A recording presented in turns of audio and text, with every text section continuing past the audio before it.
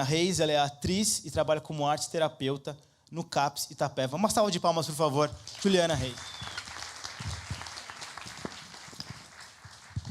Fique à vontade, por favor, o palco é seu. Boa noite.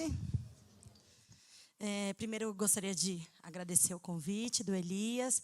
Ele já me apresentou, então eu venho de uma formação de artes cênicas e foi através da arte que eu...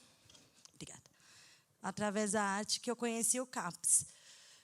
Logo quando eu estava na faculdade, eu acabei me reunindo com algumas outras pessoas da faculdade também, ou que estavam fazendo algum projeto com a gente, que tinham esse interesse de estudar essa mistura da arte, da loucura e do teatro, principalmente. E, a partir daí, criou-se um grupo, a Companhia Esquizocênica de Teatro, e a gente chegou até o CAPS para fazer, na verdade, uma pesquisa de campo, para criar alguns personagens para a peça que a gente estava criando, né, querendo montar. Bom, e já tinha uma amiga lá da faculdade que fazia uma oficina voluntária lá com musicoterapia.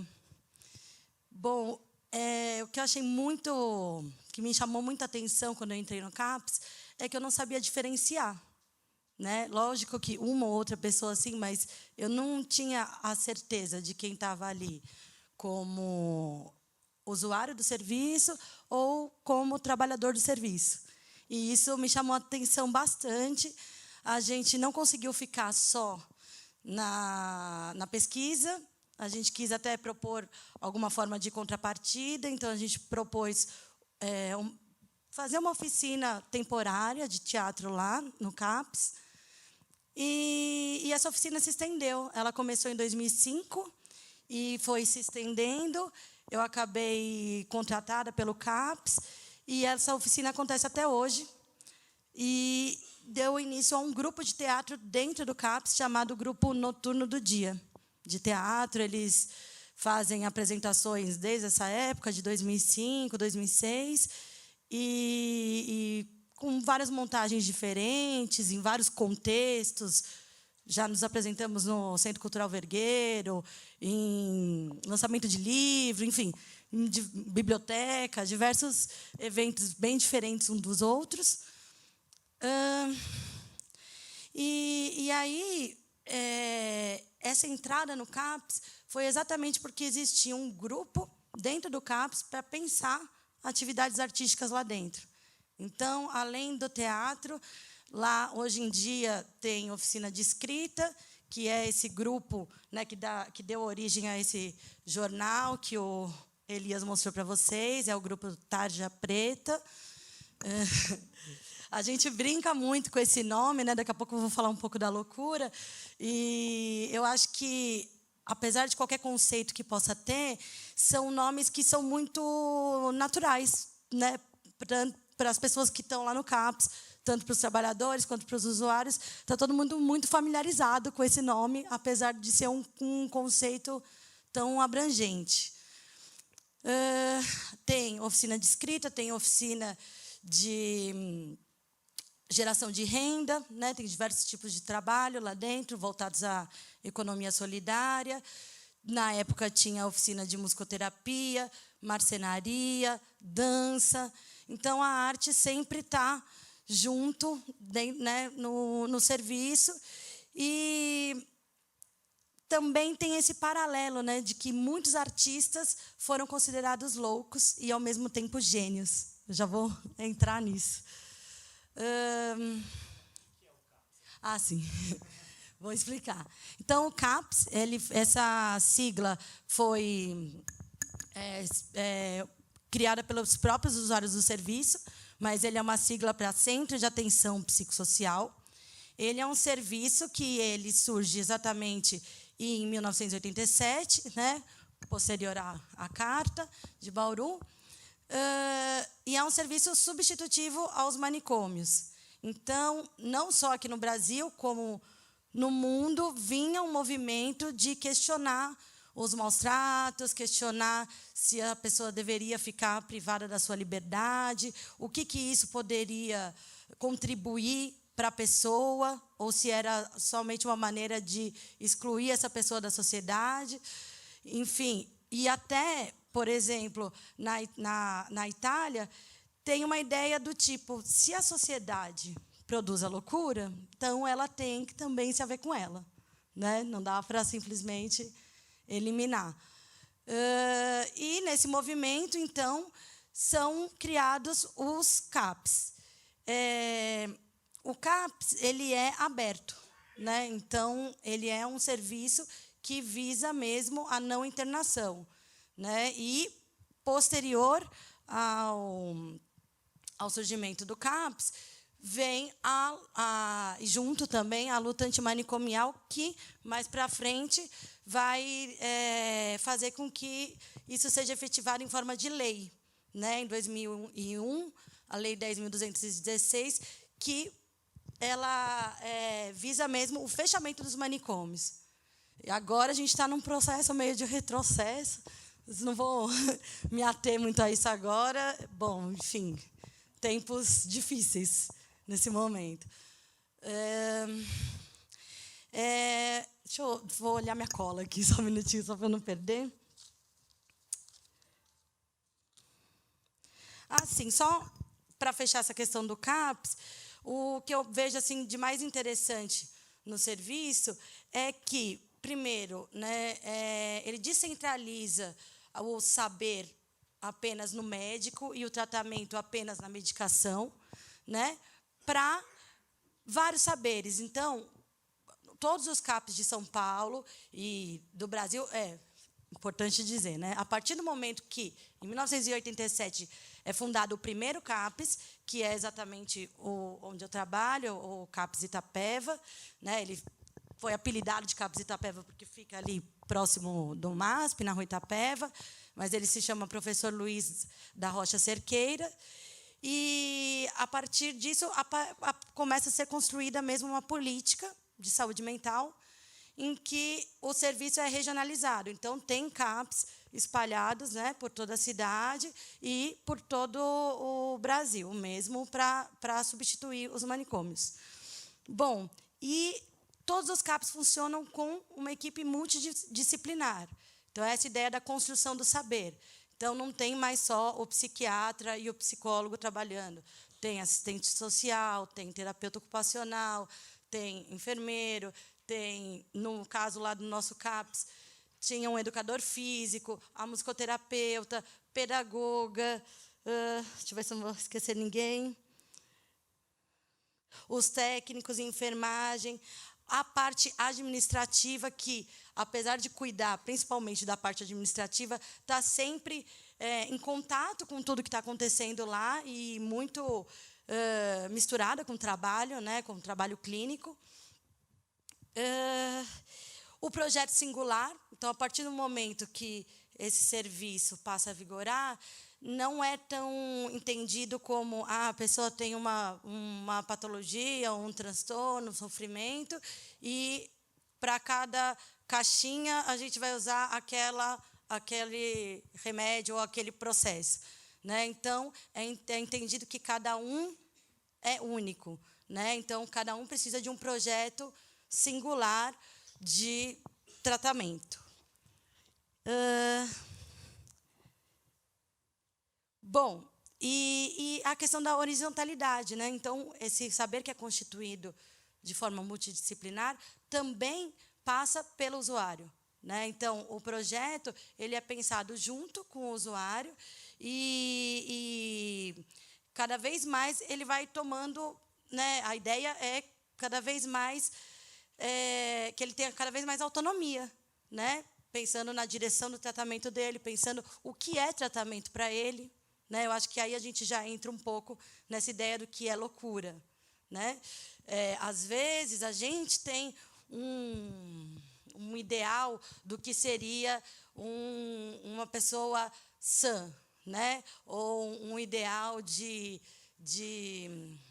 sanidade mental, né? Assim, de saúde, de alta.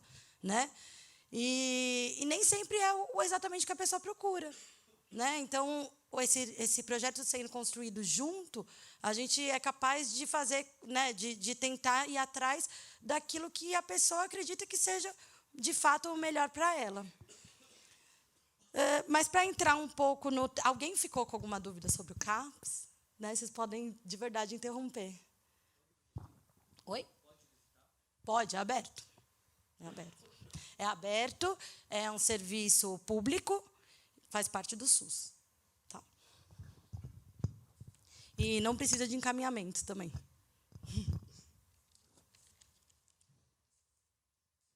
Bom, logo no começo, né, quando o Elias foi perguntando para as pessoas o que era loucura, enfim, eu vejo que aparece bem o que o João Freire fala no livro dele, esse livro que é Loucura. Quando o Elias me convidou para falar, eu fui revisitá-lo. Ele foi o primeiro livrinho que eu li quando eu comecei a me interessar pelo tema, mas ele é pequeno, porém bem interessante e deixa várias reflexões sobre esse tema. E aí o que ele vai dizendo, e que apareceu aqui também, né? Que tem duas principais definições para a loucura. Né? Então, por um lado, a loucura ela é entendida como alguém que vê além da realidade, né? Então, uma sabedoria maior, deixa eu ver até como que eu coloquei aqui, como uma experiência corajosa, né? Sobre alguém que sai da normalidade de forma muito positiva, porém compreendida. E também tem um outro lado, que é esse lugar do desvio do grupo social, né, de estar à margem no sentido de estar na contramão, de não estar inserido nas regras. Porém, o que acontece? Tanto em um conceito quanto no outro, a loucura ela aparece como excludente. Então, tanto se a pessoa está ali muito além, ou se ela está, de alguma forma, muito fora, né, muito desajustada, dos dois lados, ela está exclusa da maioria. Né? Então, isso eu acho que é uma reflexão interessante para a gente pensar. E aí, na verdade, a primeira coisa que me veio na cabeça, apesar de aparecer só agora, é essa questão que eu acho que tanto eu quanto todos os profissionais lá do CAPS, a gente sempre faz essa pergunta, que é, né, o que é normal. Né? Porque quando a gente fala, né, de loucura, o oposto seria a normalidade. Né? Então... o que seria o normal? Né? O que é o padrão? Né? Será que, em alguns momentos, a gente comete loucuras? Isso é entendido como ok, dependendo do contexto, né, que você está? E aí, até o Freire fala sobre isso também. Né? Ele coloca assim: será que as características que levam alguém a ser taxado de louco estão mesmo no indivíduo ou estão no ambiente e contexto em que o observador está inserido? Então, aí também tem um paralelo da loucura com a cultura. Né? Provavelmente, eu posso ter algum comportamento aqui que, se eu tiver em outro país, eles vão me taxar como louco. Ou como louca, ou uma vestimenta, ou, enfim, né, hábitos que depende um pouco ali de onde você está inserido para ser entendido como loucura ou não. Né? E pensando nisso, então, eu entendo bastante a loucura como algo que é uma diferença. Né? A gente vê algo que é diferente, que causa um estranhamento, que a gente não consegue entender direito ali o que está acontecendo. Muitas vezes, o que causa estranhamento e é diferente também pode causar medo. Né? E aí, a partir daí, fica esse conceito de loucura, que muitas vezes é tabu. Né? Eu acho que fica mesmo que na fantasia. Né? Eu vejo o CAPS Itapeva, não sei se alguém já chegou a passar em frente, ele fica num casarão bem antigo, de esquina, ele tem uma parte grande, aberta, e as pessoas passam lá e olham, e já o Tarja Preta mesmo, uma época, ele entrevistou as pessoas ao redor, o que foi muito interessante, perguntando as pessoas que estão lá sempre, a pessoa que vende a Zona Azul, a pessoa que está na banca de jornal da esquina, enfim, e perguntando se a pessoa sabia o que acontecia lá, qual que era a dúvida que ela tinha, né, a curiosidade, e as respostas foram muito interessantes. Então, assim, há anos estão convivendo um ao lado do outro e tem toda uma fantasia em torno, né, da loucura. Eu acho que essa também é uma luta, uma frente, né, da luta antimanicomial e também dos CAPs, e também dos usuários, e também dos familiares, enfim, de informar as pessoas, né, de tirar um pouco esse rótulo de que o louco é mau, ou que é perigoso, e principalmente que precisa ser afastado da sociedade. Deixa eu ver aqui. Bom. Eu separei uma frase, queria colocar aqui, uma fala, que não é dele. Tá difícil aqui. É do Antonin Artaud. Dá para escutar?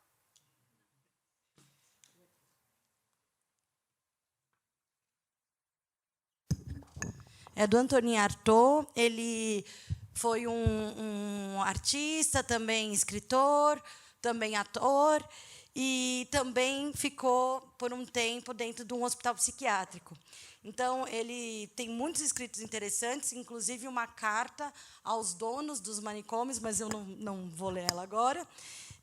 Mas ele diz assim: com efeito, crer numa loucura localizada no indivíduo e emprestar ao louco uma vestimenta que o transfigura em monstro, não só tende a retirar-lhe o estatuto de humanidade, como também a nos fazer esquecer que algo se diz através da loucura. Eu achei que valia a pena, né, dizer isso. E o fechamento do livro, que também acho bastante reflexivo sobre isso. Numa sociedade que tem horror ao diferente, que reprime a diversidade do real, a uniformidade da ordem racional científica, que funciona pelo princípio da equivalência abstrata entre seres que não têm denominador comum, a loucura é uma ameaça sempre presente. O que a história da loucura nos revela, pondo em questão toda a cultura ocidental moderna, é que o louco é excluído porque insiste no direito à singularidade e, portanto, à interioridade. E, com efeito, se a loucura é nesse mundo patologia ou anormalidade, é porque a coexistência de seres diferenciados se tornou uma impossibilidade. Está acabando esse tempo? Eu só vou fechar aqui.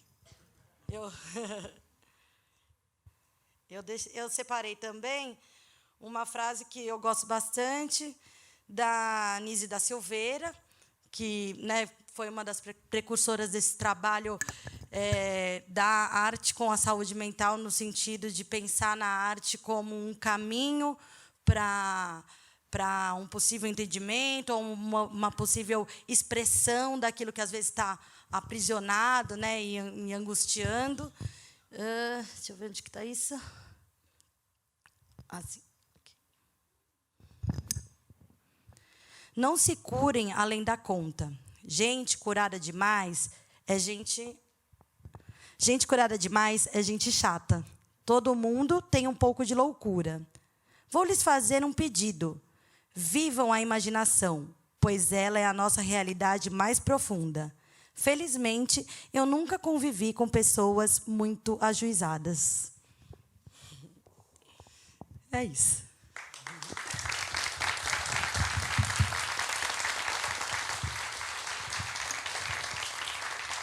A gente não estava falando para encerrar, não. Tá fantástico, tá no tempo, perfeito. Tá. Achei muito forte a frase que você falou. O louco é aquele que insiste no caminho da singularidade. Tocou, faz muito sentido. Eu queria fazer uma coisa inédita aqui, abrir para perguntas, assim, geral. Já estava... É verdade, já fizeram, não é inédito. Quem quer fazer alguma pergunta para a Juliana sobre o CAPS, sobre loucura, sobre a visão dela, sobre o trabalho? Ou uma consulta grátis? Se quiser falar sua loucura também, aproveitar para... Aproveita. Olha aí. Conta algum caos. Ah, tá. Contar algum caos. Tá, deixa eu pensar aqui, são muitos. Bom... É com ambiente cristão. Não, brincadeira. Olha, eu acho que o que eu posso falar assim que é mais marcante para mim, não sei bem se é um caos, né? Mas da sensibilidade das pessoas que estão lá, né? Eu, por vezes, estou conversando com algum usuário do serviço, um em específico, né, que me vem na lembrança agora. E, às vezes, a gente está conversando, enfim, sobre as questões dele, ou ele está me contando como que foi o final de semana, o dia dele. E, de repente, ele me solta uma frase que tem tudo a ver com alguma coisa que eu estava pensando, ou alguma coisa que estava me tomando os pensamentos mesmo, assim, sabe? Que eu já vinha pensando durante um tempo e que eu não tinha dividido com ninguém, né? Então ele me vem com uma frase que eu, assim, não é algo direto, né? Olha, Juliana, percebi. Não, mas ele vem com aquilo e eu fico pensando assim, olha, da onde que ele tirou isso, né? Como enfim, como que ele pode saber, né? E eu acho isso assim muito interessante. Sempre isso não aconteceu só uma vez, né? Já aconteceu algumas vezes. Sempre que acontece, eu fico bastante encantada, né, por esse universo que, na minha opinião, por mais que já tenham muitos estudos sobre isso, é isso, né? Não é algo fechado, senão não seria aqui tema, né, para a gente debater também, conversar, refletir. Então, eu acho interessante também a gente pensar que esses conceitos, tanto de transtorno, quanto de loucura, quanto patologia, normalidade, enfim, esses conceitos, eles estão sempre em movimento, né? Eles estão sempre sendo reconstruídos. E é importante que a gente mantenha-os assim, na minha opinião. Sim, eu também tenho uma pergunta. A gente até falou rapidinho disso. O termo louco ou louca lá no CAPS é algo pejorativo ou tudo bem? Como então, é que é? Então, olha, agora eu lembrei de um caos. Ele é rápido, mas é um caos, de verdade, tem tudo a ver com isso. Eu acho que é, como eu falei no começo, assim, esse termo, ele pode ser entendido como pejorativo, não é o termo que a gente usa, né? Ali, quando, enfim, a gente não costuma usar esse termo.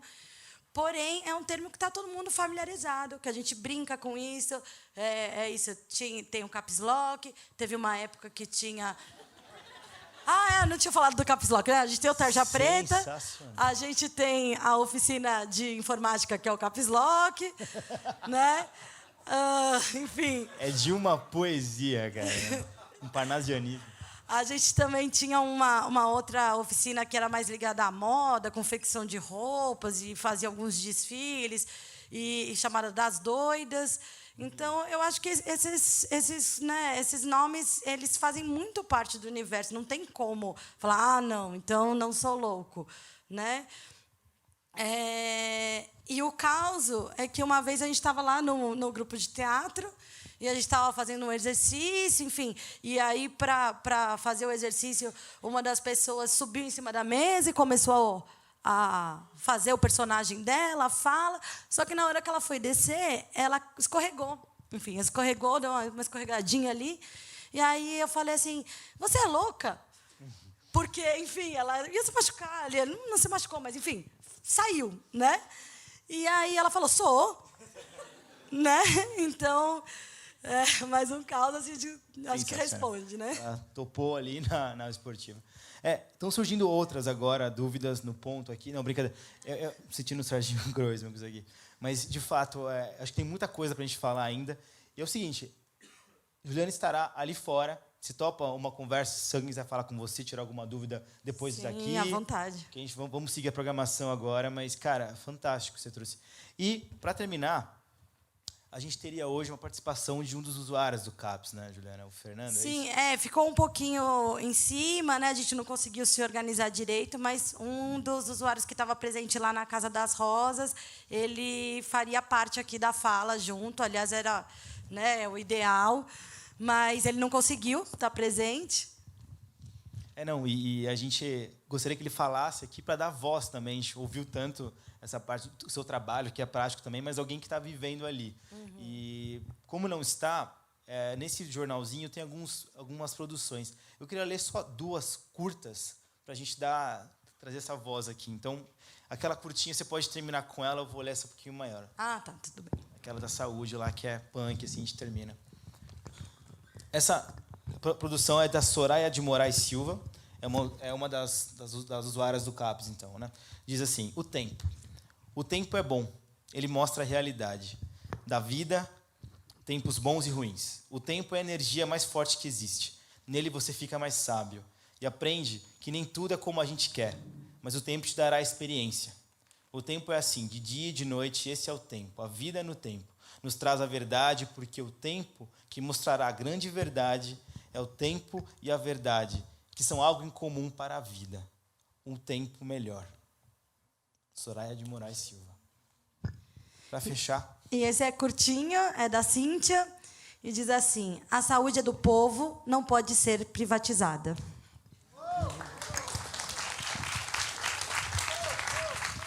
Tudo que a gente mais deseja, mesmo não sabendo bem do que se trata, tudo que é sorriso de felicidade, a gente